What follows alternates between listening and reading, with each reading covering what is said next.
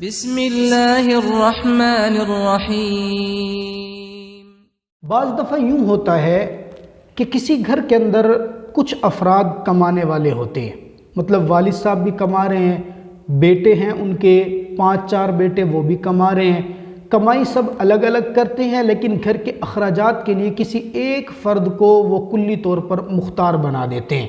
वही घर का खर्च चला रहा होता है, ख़जानची समझ लें कि घर का एक ही होता है, सब ने मिलकर उसको इख्तियार दिया होता है कि कुल टोटल माल भी तेरे पास है तो ज़कात भी तूने ही अदा करनी है।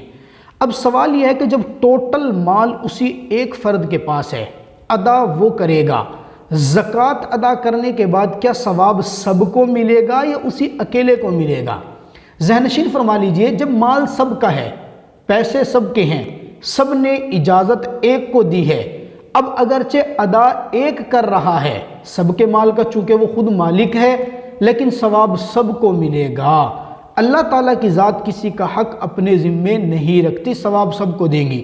साथ ये भी ज़हन नशीन फरमा लें, अगर किसी आदमी ने अपनी तहकीक के साथ बाकायदा तौर पर अपनी जुस्तजू और तहकीक के साथ ऐसी जगह तलाश की कि ये ज़कात का मुस्तहिक है, ज़कात अदा कर दी, बाद में इसको पता चला कोई ऐसा शरई मसला या शरई उज़र कि जिसकी वजह से इसकी ज़कात वो अदा नहीं हुई, तब भी ये मत समझे कि इसका ये माल ज़ाया गया, क्योंकि इन्नल्लाह ला युज़ीउ अजरल मुहसिनीन, मेरा अल्लाह नेकी करने वालों के अजर को ज़ाया नहीं करता, इसका भी इसको अजर मिलेगा।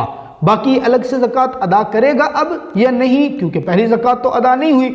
इसको समझने के लिए एक अलग से हमारा क्लिप मौजूद है, वो हमारी चैनल के ऊपर ज़कात के मसाइल की जो लिस्ट है उसके अंदर आप देख सकते हैं। खुद भी सुनिए, दोस्तों के साथ शेयर कीजिए, ताकि ज़कात के मसाइल से आगाही हो और हम सब इसके ऊपर अमल कर सकें।